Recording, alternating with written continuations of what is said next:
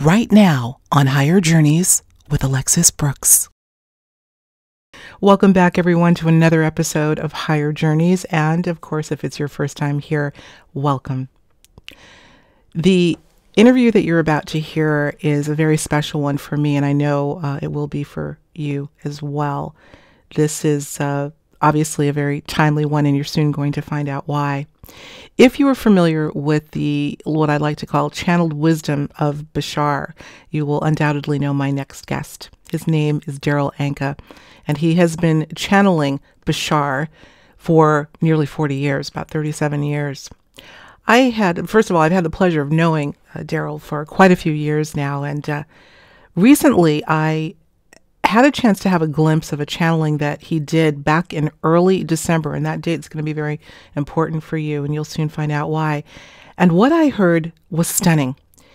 It has to do, let's just say, I would call this a message that presaged the times that we're going through right now. I was stunned. The hairs on my arm were standing up. And as soon as I heard the message, I said, I've got to call Darryl and see if he'll speak with us about it. And I did call him up. I said, Darryl, I really, really would love for you to speak to the journey or speak to the audience about that powerful message, what that was all about and what we do with it. And he graciously accepted. I'm so delighted. Darryl has not had any interviews. He's not talked about this particular channeling before. This will be the first time that he's discussed it. So I am ever so humbled and grateful that he decided to give us this wonderful talk. So we're going to get right into it. And by the way, as you're seeing this is a premiere. It was so special, and the timing obviously is so apropos. I knew I wanted to do something special with it. So I actually will be present during the premiere. So if you have any questions or comments for me, I'll be happy to hang out with you and answer as best I can while we're listening along and watching. Also, I want to say we've got a big announcement. Higher Journeys has got a lot going on, lots of wheels turning in the midst of all of this. So I know you're going to want to stay for the whole discussion that I have with Darryl because of what he is imparting. It's powerful, but be sure you do, because at the end I've got a special announcement. So with that, and without further ado, I now present to you my conversation with Darryl Anka. Enjoy. Darryl, I cannot tell you how grateful I am to have you on the show today and at such short notice. Please know that I appreciate that, and I appreciate you and all that you do. Thank you. It's my pleasure, and thank you for the opportunity. I appreciate the ability to get information out there, too. Great. Well, it's always good to have you and to see you. Now, I know this is the first time you've agreed to be interviewed specifically to discuss what we're going to be getting into today, and I am honored that you've granted me this interview for that reason. So again, thank you. Now, before we get into our very important topic for today, I want to start by playing a short but very powerful clip from a Bashar channeling that you did, and I want everyone to make note of this date. It was done on December 8th of 2019, late last year. Now, if you haven't seen this yet, brace yourself for what you're about to hear, because it's super important. So let's first pause here and briefly watch and listen to this. We'll be right back. We would like each and every one of you to know how important it is for you to truly be yourselves in the coming year. How important it will be for you to make decisions that are in alignment with your best discernment. How important it will be, and how important it is for you to remain at the center of the storm. Because if I may use some of your colloquial language, 2020 is going to be nuts. It's going to be crazy. And it is of paramount importance that you remain, if you wish to be on a certain train, in the eye of the storm where it's calm, where peace and solitude reigns, where even though you may see the storm raging all around you, swirling around you, thundering and lightning all around you, it is more important than ever before and more important than it will be for quite a long time, during this crossing, during this threshold, during this pivotal year, to be at peace within yourself, to be calm within yourself, to be centered within the eye of the storm. So we would highly encourage each and every one of you to really take stock of who you really are and what kind of decisions you really choose to make and how they are or are not in alignment with what you truly wish your world to be. Now, Darryl, I'm not going to spend any time, nor do I think it's necessary to focus on the fact that obviously Bashar nailed this, given what's happening right now. Indeed, he did. And yes, folks, some clearly have a view from the mountaintop, so to speak, as to what will likely be playing out in our so-called future. This is definitely the case here. But what I want to most focus on is the core of the message that I know Bashar and you, Darryl, want so much for everyone to hear and to heed without any delay whatsoever. So let's, if we can, take this as the first point to discuss in this short message. What was very clear here is what he was trying to convey is the importance of getting into the center, placing yourself at the center of this storm where it's calm. We know that this term is used somewhat figuratively, and I'm sure there are some who might say, well, heck, I'd rather run away from this storm that we're in right now and away from the tumult than rather than get right in the middle of it. So let's talk about that first and how one would, I don't know, psychologically and even spiritually put themselves at the center. What does that look like? Well, I think the idea is that what's going on in our world today is not something that we can run away from. Therefore, the calmest place is the eye of the storm. And like he said, chaos may be swirling all around us, but if we stay in the center, obviously also metaphorically the center of our own being, that's where we're going to be able to handle everything that's going on, no matter how chaotic it gets. So I think the bottom line is, we have to really face what's happening in the world. We have to really face and take responsibility for the decisions we make and the beliefs we hold to be true that determine the kind of reality we experience. And as Bashar often says, it's not so much a matter of what's happening, but it's a matter of what you do with what's happening that makes the difference in your experience of our physical reality. So his encouragement to remain in the center of our being, to remain in the center of the eye of the storm that's now raging all around us and may take many different forms in this year, I think is probably the wisest advice, because there's just nowhere to run to. We are of the world, we are in the world, we are making our world what it is, and I think it's about being centered enough so that we can make more positive and responsible decisions about how this world moves forward. Absolutely. Very well said. Well, Darryl, Bashar describes this time in our history as, quote, pivotal. We are at a threshold, he says, a crossing, and something is obviously on the other side of this, has to be. And I really think, in my estimation, this is less about the very physical 3D crisis that we're facing right now, and more about the metaphysical implications and the collective disposition of our very species. Do you agree with that? And if so, can you talk about that a little bit? Well, yes, in general, although, I would always remind everyone, as he would, that physical reality is a reflection of what's going on in our belief systems and in our energy. So it's not so much about only looking at the metaphysical side of it, but understanding that, yes, of course, there are energetic causes to this that initiate what's going on in physical reality as a reflection of our beliefs, of our actions, of our choices. So those two things have to be sort of melded together, not so much one over the other. Because again, physical reality from Bashar's perspective is really nothing more than a mirror of the energetic state of being that we choose to be in based on the beliefs we hold to be true, whether positive or negative. So I think we have to look at both things, because the reflections in physical reality can be used to guide us by showing us what the consequences of our decisions are. Wow.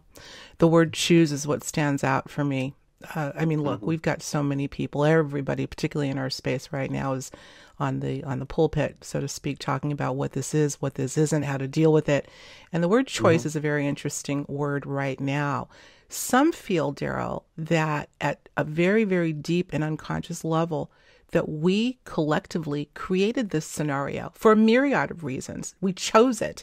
What are your thoughts about that? Do you relate to that? We have to be careful how we use that word choose, because it can be misunderstood.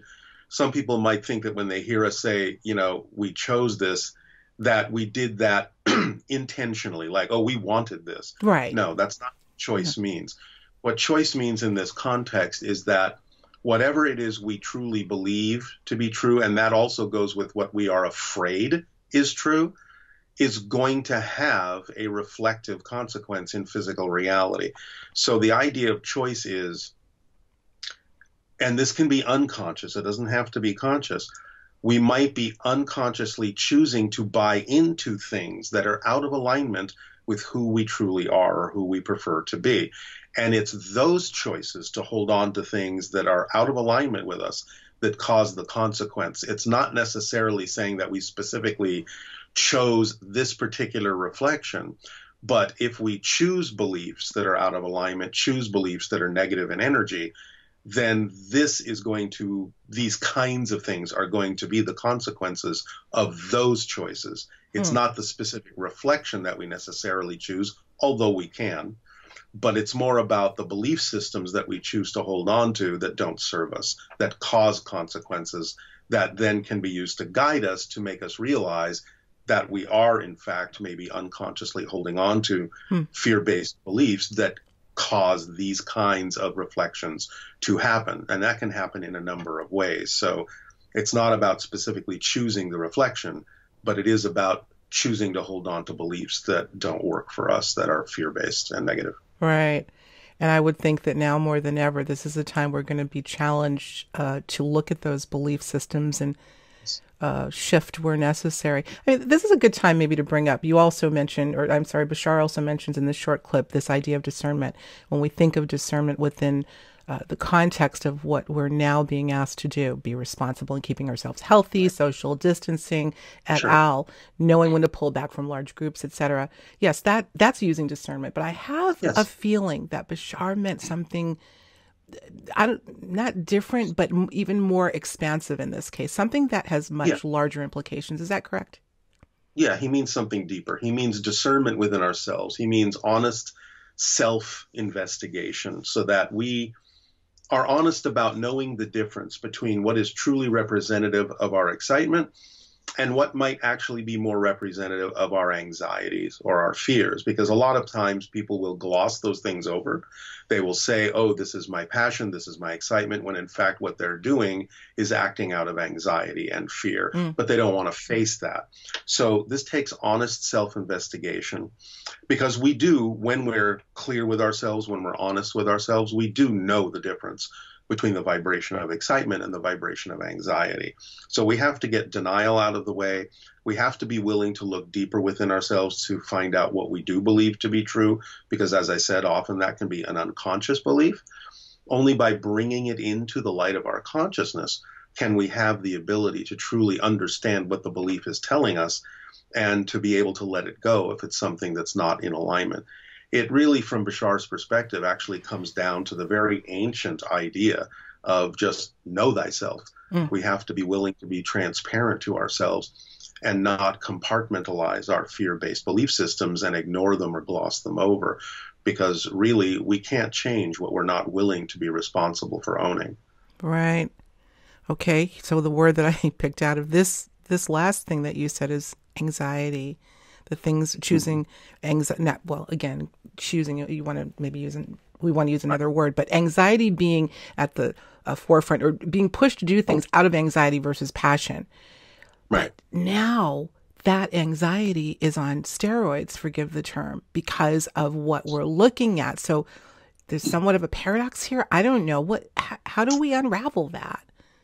Well, I understand that the reflection can, in some cases, reinforce the idea of a negative belief and amp up the anxiety. But see, this is the key, is if we understand that what we're seeing in physical reality is really, in a sense, literally a reflection, like a reflection in a mirror, then we can use that to determine whether we like what we see and whether or not we want to change what we are so that we get a different reflection. So if we can, this is again why Bashar encouraged us to stay in the eye of the storm so that we're not tossed about by what we see.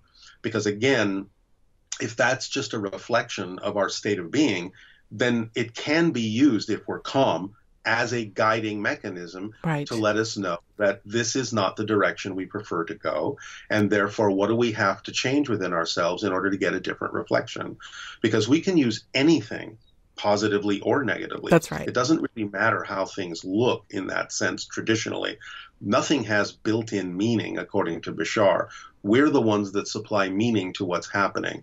And while we might be able to recognize that a reflection we're getting might have been caused by a negative energy, that doesn't mean it has to stay that way. It can always be used to learn a lesson in a positive direction. And if we're willing to look at what we've done and what we've made of the world, then it's possible to learn the lesson that will allow us to change ourselves and get a different reflection. I love the Shakespearean quote that says, and I believe it's from Hamlet, that says, "There is nothing good or bad except thinking makes it so." And I think that's what you're saying, that's exactly. It's all our belief system that really determines how we experience everything. It's the energy we give off. It's the meanings that we automatically often put into things because we've been taught to say, you know, this is positive, this is negative. Now we can recognize the difference between positive and negative energy in the sense that positive energy is collective, integrative, expansion, you know, it creates expansion.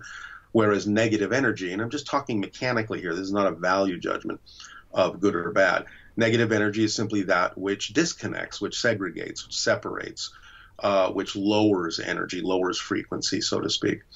Whereas positive increases the frequency and allows us to see things more holistically, whereas negative energy breaks things down into parts that makes things sometimes a little bit more challenging to manage.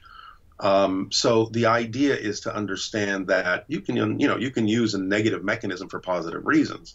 So if we can learn the lessons from this particular experience, which most people would call negative, we can still extract a beneficial and positive outcome if we're willing to let go of the fear-based beliefs that created this and start going in a positive direction to figure out how can we learn from this so that this doesn't necessarily have to happen in this way again. Again, it comes down to being transparent within ourselves, knowing ourselves, and making decisions based on beliefs that we know that are in alignment with us and not out of alignment because of fear.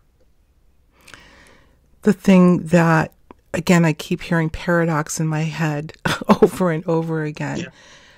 The Sure. isolation, the separation, the siloing, which fundamentally you would consider to be a negative thing. This is what we're seeing right now. The very essence of this, Darryl, is social distancing. Didn't even hear the word a week ago. Which Right, would but seem you can't use that for a positive reason. That's what I'm saying. You can use negative mechanisms for a positive reason. And right now, the idea of social distancing, even though it might be using a negative mechanism to separate people, might actually be a positive thing to allow us to ride the storm out. So that's what I mean. You can use positive mechanisms negatively. You can use negative mechanisms positively. We have to learn the difference between the two and how to use them constructively, no matter what it actually is as a mechanism. And if we use it constructively by staying in a positive state with it and knowing, all right, we're making a decision here to sort of social distance as we ride this out, then that's okay. That can have a positive result. So it's just a matter of keeping the balance point there and understanding why we're doing what we're doing. And as long as we're doing it for a positive reason in Sure. a clear and conscious way, then it's going to have a beneficial effect, even though it might be using what is classically a quote-unquote negative mechanism. Absolutely. I agree with you. Let me ask you what your sense is about what is, I want to say what's on the other side of this, but I suppose what's on the other side of it is still being written by us to a great extent. Exactly. Maybe I just answered the question. I don't know. Yeah, that's why this is a pivotal year. Okay. Elaborate, please. Gives us the opportunity. I mean, it's like what Bashar said recently. It's like, look at Look at the metaphorical analogy. Hmm. This is the year 2020. We use the idea of 2020 to represent clear vision forward. Absolutely. But Yes. we also use the idea of 2020 to talk about clear vision backward, 2020 Absolutely. hindsight. Yes. So the idea is that we're right smack in the middle of the idea of the past and the future. Wow. And 2020 represents our opportunity to really see clearly what we've chosen in the past and really apply that clearly to what we prefer in the future. So that's why he's saying this is a very pivotal moment. We're challenging ourselves to the nth degree, pushing ourselves, in a sense, into a corner, and we have to find a new way out because the traditional ways are simply breaking down Absolutely. and not working anymore. I love it, love it, love it. I am smiling broadly, folks. Darryl, you can't see me right now. You're looking at a static smile with my avatar, but I am smiling because Yes, but the avatar is smiling. the avatar is smiling. There you go. The idea of 2020 vision and 2020 hindsight. I'm smiling because it's something that I had a sort of a vision about when I was on with a numerologist I have on every year to do a forecast for the following year.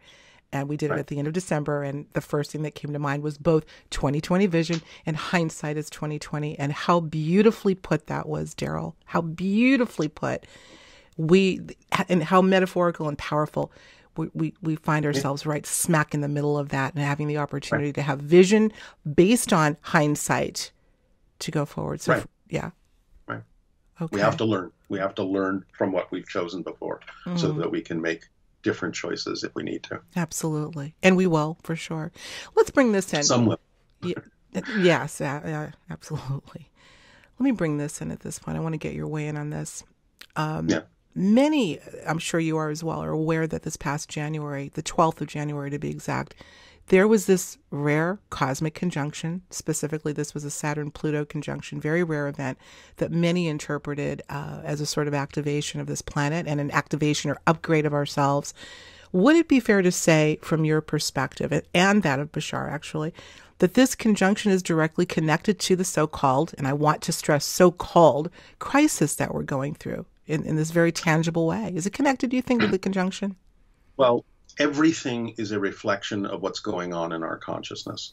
So I don't look at those things as causal mechanisms. I look at them as reflections that reveal to us what's already happening within our consciousness, both collectively and individually. So it's again, physical reality, a mirror reflecting to us what is going on with us so that we can use it as a guiding mechanism to either maintain that same direction or to change directions. So I don't look at anything in physical reality in that context as something that is causing anything to change. I think it's a reflection of the change that was already going on within us. And if we are people who know how to read those reflections, then we can see the correlations. Mm-hmm. Okay. I'm thinking of the idea of one for all and all for one, the individual and the collective in this. I mean, we're going through a collective experience, no question. And yet it's people that are listening to this, there are going to be many who will understand exactly what you're talking about, and still many others who will not hear it, or maybe will, that will say, I have no idea what Darryl Anka is talking about. That's okay. Sure. But I'm trying to figure out what the question even is. I'm thinking again, we are really all in this together at this point, right? We've heard that before, but not like I've ever seen before. And yet not everyone is going to understand what that reflection denotes. So no, everyone has a different path. They're going to see the symbols and the permission slips that are correct for them in the state that they're in, whatever that state may be. And, all we can do is put out our perspective, share what we see that makes sense to us. And as Bashar has often said, the only thing you can do is just share options, share ideas. What somebody does with that information is none of our business, because we don't know their path. That's right. We don't know what they need to know. We don't know what they don't need to know. So the only way you can really be of assistance as an individual is to share a perspective, At least that way you give someone the option to consider it, to decide whether it's something that's true for them at that particular moment in their lives. And then basically you have to let that go. We can't insist or need someone else to believe us, to change, or do anything. Otherwise, we're just sort of adding to the negative energy that already exists in our planet, where people think that others should believe as they do. This is just what individuals can do to help the total, to help the whole, is express themselves, express the truth that they are, again, doing their best to be clear within themselves that they're not putting fear-based ideas out there. They're not creating more anxiety, but just putting out options and opportunities and things to consider that work for us, those that use these principles. We know they can work for others, but there's no insistence that they must be adopted by others. Otherwise, we're just being as negative as we're saying, other people are being. Right. Well, sure. I think and I agree with you, but I think what I'm really thinking, I'm thinking about so many things these days. It's hard for me to keep my thoughts clear. What might be the repercussions if too many of us don't heed that from that perspective is really where I want to go. Okay, the collective repercussions. As Bashar often also says, remember, we never change the world we're on. We change ourselves, and we actually shift to another version of Earth that already exists that's more reflective of the change we made in us. So this gets into things like parallel realities, the multiverse, all of that kind of idea, which can be for some a little esoteric. But the basic idea is that time and space are illusions. Everything exists all at the same time. We only see what we are tuned to the vibration of to see. But as we change our ideas, we change our vibrations, we start to see a different world, literally, because we have shifted our consciousness, our focus, to a different version of Earth that exists simultaneously with the version we were on a moment ago. And we are experiencing literally bit by bit, whether fast or slow, a progression through different versions of Earth. So the change has to be made within the person. They may for a while still be able to see and observe the version of Earth that they're no longer really strongly connected to, but that will change over time. But it's not that the world they were on changes. It's that what changes is their ability to still perceive that world, as opposed to perceiving one that's now more in alignment with the vibrational frequencies they have changed within themselves. I completely get that. There have been so many iterations of that message, and I don't think that's a metaphor at all. I think that could be quite literal. No, so many of us have talked. Quite literal. Yeah, absolutely. Yeah, in fact, that's what's going on all the time anyway. I was just going to say, yes. Perspective, the idea of change and time is a side effect of our consciousness actually shifting through billions of parallel reality versions of Earth every single second. So, in fact, the entire universe, every single second is different. That gives us an opportunity to know that every moment we're back at zero, and that we can decide what the next moment is going to be based on what we believe to be true. So we're constantly shifting through parallel realities just to create the side effect that we call time. As an example, let's say someone had made that shift, or perhaps has been of that frequency, another frequency where they're experiencing a different reality while simultaneously being here. Would they or could they become, let's say, impervious to the virus, as an example, an extreme example, but they can, because again, in their reality, there may not be a virus. That's exactly, yes. So while they may appear to still be in this reality, as I said, there may be a time frame where it appears there's an overlap where people can still observe each other's realities, and they may only think that someone they're observing is in their reality. They may not be. And eventually that will probably crystallize to the point where they will no longer observe in the years to come those particular people that are no longer vibrationally compatible with the reality or version of Earth that they've shifted to. So it's quite possible to go through any number of variations, like you're saying, being susceptible to the virus, a reality where the virus is there but you're not susceptible to it, and a reality where there is no virus. Absolutely. All of these things and anything in between is another version of Earth. I think that's always been the case. some people having the ability to, I don't want to say sidestep, but again, living concurrent with the planet as most see it, but experiencing a completely different reality, including the tangibles, the physical effects. I know that people that have been able to walk down the street and not be detected by other people, right, literally. exactly. Now, there's one caveat to this that I really think is very important for people to understand, because I know that sometimes when people hear that, they automatically go, oh, okay, well, I'll just shift and I'll be impervious because there won't be a virus in my reality. Right. That can happen. It's not about whether that's possible. The real question is that probable for their belief system? Because sometimes simple things, the path of least resistance, like social distancing, like washing your hands, like staying, in your home for a while, that can be more effective than trying to overcome and shift to a reality that fundamentally you don't necessarily believe you can do. So the idea is to simply take the path of least resistance. If that actually requires a physical action like social distancing, that may actually be more in alignment with your belief about what's possible for you at this particular moment. So it's not about insisting that you have to out-spiritual the physical reality and become an ascended being instantly, because not many of us have a belief system that would allow that to happen easily.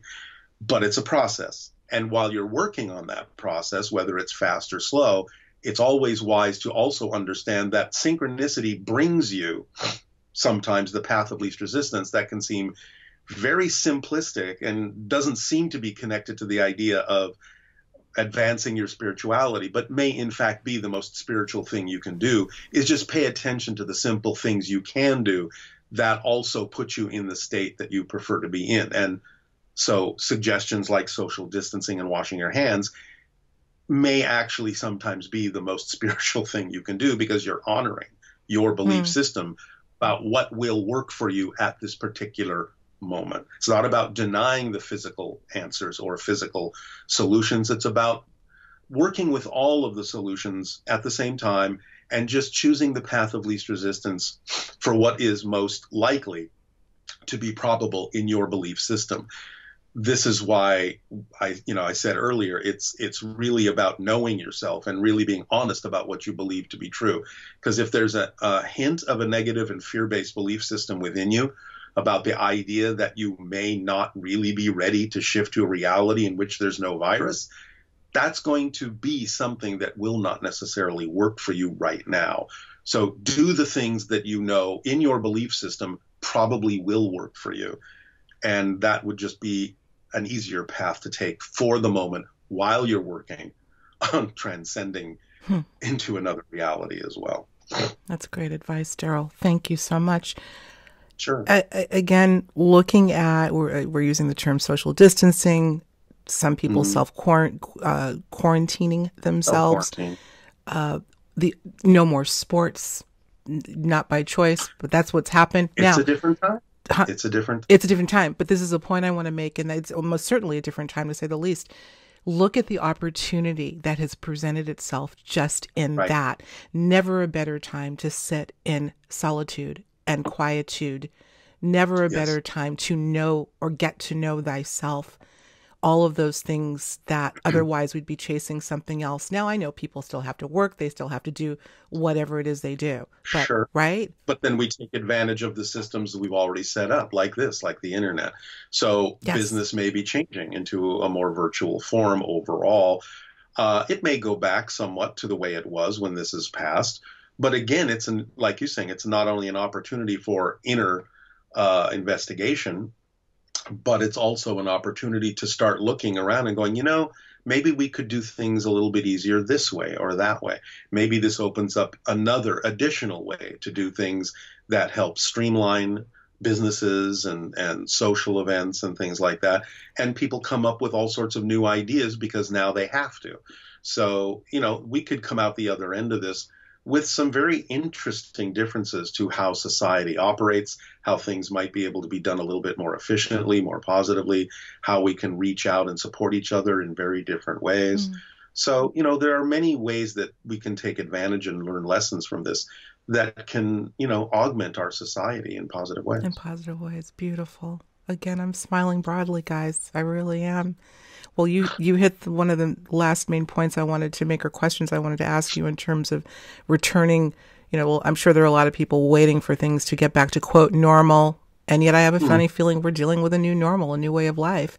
And We are. yeah, am I right in when Bashar said Yeah, and I think it's also more, it's rather than, let's say, people wanting to get back to normal. I know what that means, obviously. yeah, But I think it's also important to think about, rather than being normal, I think it's about getting back to being natural, who we really are. And if each and every one of us can really respect the diversity that exists, you know, in our world, then, you know, we're going to have more unification, because, you know, unity is not the product of everyone becoming homogenous. Unity is the product of respecting the diversity, the differences in everyone, and letting them all work together in the ways that they're designed to work together.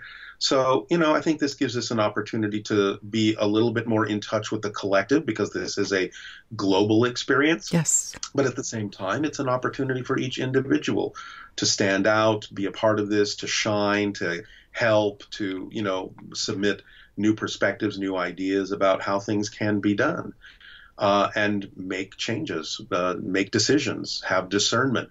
What do we really prefer here? Can we learn what this is based on, what we're experiencing now? And can we decide to make different decisions so that we don't necessarily have to experience this lesson in this way again? love it. I love it, love it, love it. Well, listen, you've said it all, man. I don't know what I can add to that. I don't even know if there are any other questions. We got it all there. But listen, I'm going to, as we wind down, Darryl, you've been so kind to impart some of your wisdom. You're so articulate, and Bashar's wisdom to all of us. Yeah, I love it. At such a critical time, I would be remiss if I didn't ask you, and I think I already know the answer, but how are you doing? People want to know. How's Darryl Anka doing right now? I'm okay. I'm okay. I'm going with the flow. I'm following the path of least resistance, staying in a positive state, because again, if you don't choose to stay in a positive state, then you cannot experience any benefit from whatever is happening.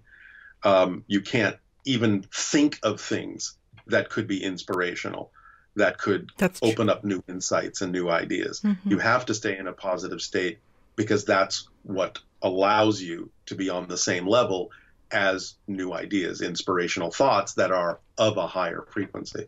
So that's just the way it works. I understand Bashar's formula as clearly as I possibly can, is acting on your passion to the best you can, taking it as far as you can until you can take it no further, and not insisting or assuming what the outcome should look like, and remaining in a positive state so you can receive the benefit of whatever the experience is that's manifesting.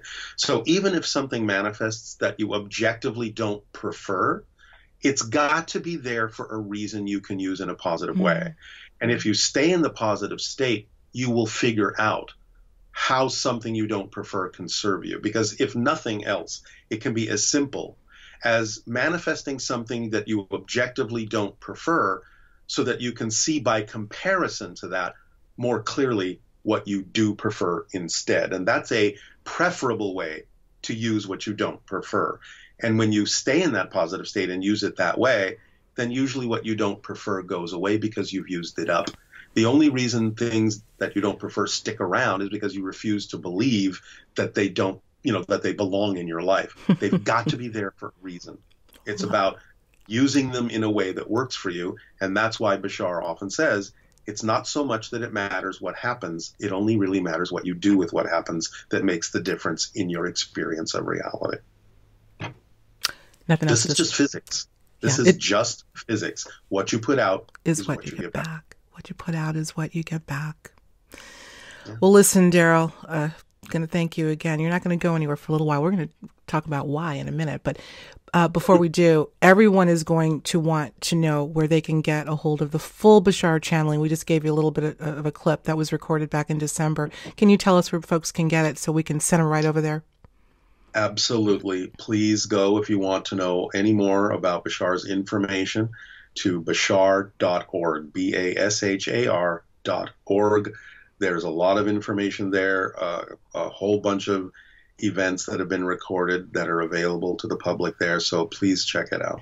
Perfect. And I think I had gone over there. By the way, I'm going to say you absolutely must go over, grab this. This is one of the things that you can do that you will prefer is now that you're home, go get that immediately. I believe you can get it on demand. Listen to it tonight.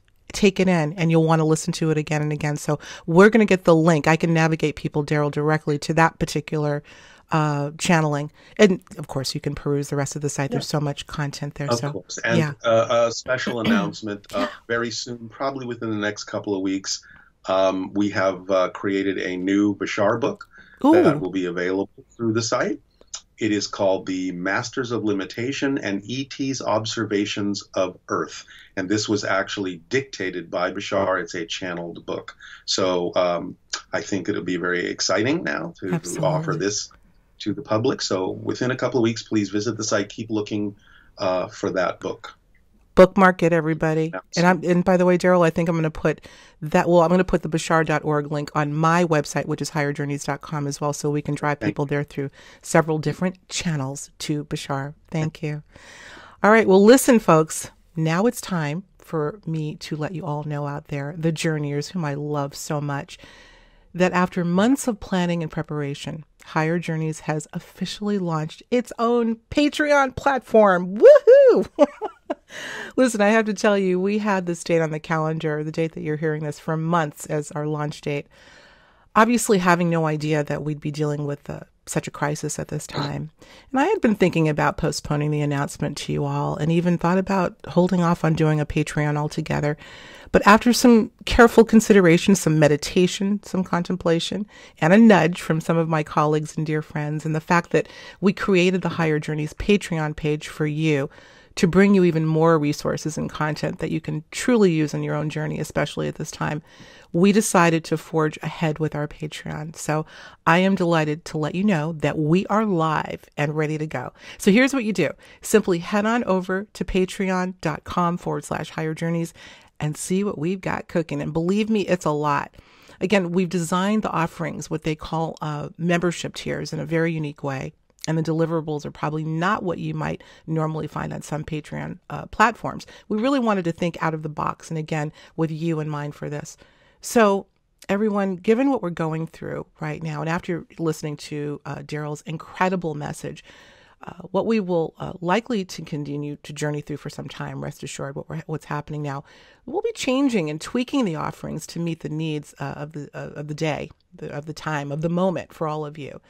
But guess what? Darryl, look at the camera, because this involves you. Sorry, I'm communing with my cat. Oh, I love kitties. Okay, because we're going to be talking about Darryl. To kick things off, I am so excited to let you know that Darryl has agreed to continue our conversation, what I'm calling the private journey, which is a closed-door talk that we're going to be offering exclusively to our patrons. So we are going to sign off for now of our regular show and head on over to do our chat. Oh, you got to show the kitty. And we're going to bring the kitty with us. So we're going to have a real exclusive chat with Darryl. And who is this? This is Pumpkin. Pumpkin? As in Pumpkin. Pumpkin. Hi, Pumpkin, you little precious baby. Wave to the camera, Pumpkin. We have now met Darryl's Pumpkin. I love it. So keep Pumpkin in the room, because he can come on in and have that chat with us. I hope you all will come over. She's going to her comfy corner. Oh, okay. That's fine. Social distancing. 6 or more feet away. Remember. That's right. Bless Pumpkin's heart. All right, folks, that's it for now. So Darryl and I are going to continue. You go on over. By the time you're hearing this, we will have it up and ready for you. higherjourneys.com/Patreon. And I am glad that we decided to go forward, and really excited to get your feedback on this brand new platform of Higher Journeys. Darryl, thank you, man. You stay with me. Stay close. And God bless you once again for joining us on a message that we all needed to hear at such a pivotal time. So thank you. My pleasure. Thank you. And thank you, journeyers. We will see you real soon over on Patreon and Higher Journeys. Take good care. Bye.